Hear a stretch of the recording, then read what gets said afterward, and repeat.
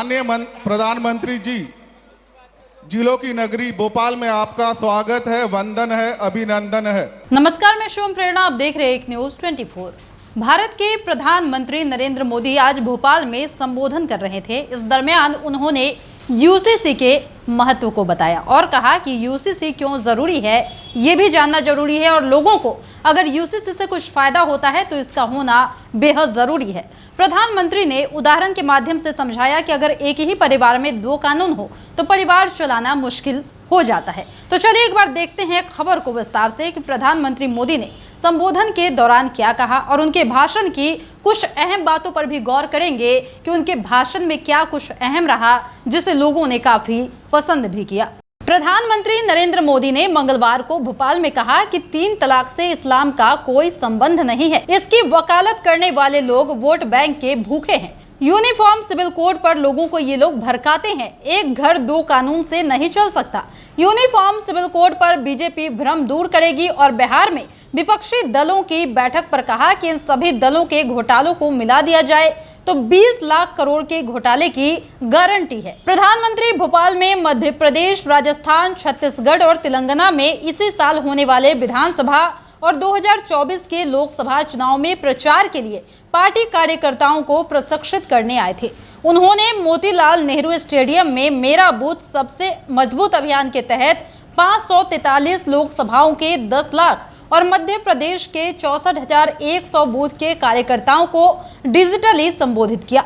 यहाँ सभी राज्यों के विधानसभा क्षेत्रों से 3,000 कार्यकर्ता भी मौजूद थे। पीएम ने भोपाल के रानी कमलापति रेलवे स्टेशन से देश में 5 नई वंदे भारत ट्रेन की शुरुआत की।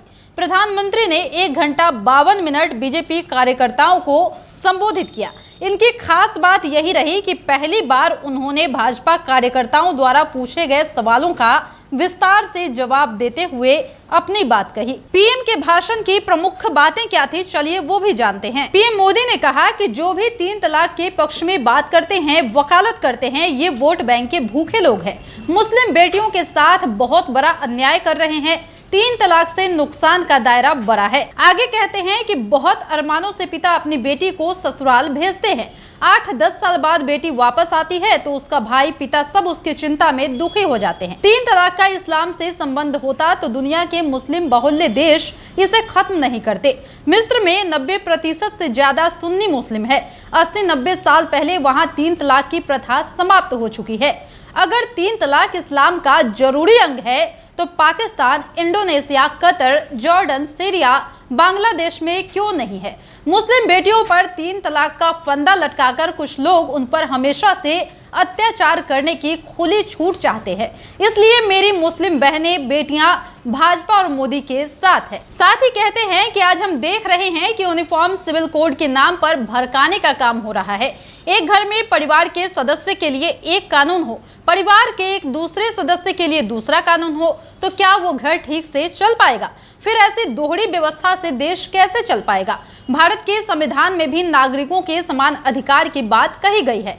सुप्रीम कोर्ट कह रही है कि कॉमन सिविल कोड लेकर आओ। पसमानदा मुस्लिम भाई बहन है जो वोट बैंक की राजनीति करने वालों ने इनका भी जीना मुश्किल करके रखा है। वो तबाह हो गए हैं, कोई फायदा नहीं मिला, कष्ट में गुजारा करने को मजबूर है। उनकी आवाज सुनने के लिए कोई तैयार नहीं। उनके ही धर्म के एक वर्ग ने यानी कि पसमानदा मुसलमानों का शोषण किया है। इस पर देश में कभी चर्चा नहीं हुई। इनके साथ भी भेदभाव किया गया। इसका नतीजा है कि इनकी कई पीढ़ियों को इसका खामियाजा भुगतना पड़ा। भाजपा सबका विकास और सबके साथ एक भावना के साथ काम करना चाहती है। यानी कि जिस तरीके से आपने प्रधानमंत्री मोदी के संबोधन को सुना, इससे साफ तौर पर जाहिर होता है कि मिस्र से यात्रा से लौटने के बाद वो लगातार इस बात पर बयान देते नजर आ रहे हैं कि 3 तलाक का हटना क्यों जरूरी है और यूनिफॉर्म सिविल कोड का लागू होना क्यों जरूरी है। क्योंकि जैसा कि अभी जानते हैं आप कि वो मिस्र में गए हैं और बारीकी से वहां की चीजों को समझने की कोशिश किए हैं और वहां से आने के बाद प्रधानमंत्री मोदी ने जब इस तरीके का बयान दिया है तो इस पर भी सियासत तेज होती हुई नजर आ रही है। और बता दें कि प्रधानमंत्री ने साफ शब्दों में कह दिया है कि यूसीसी लागू होगा और इस पर बीजेपी काम कर रही है।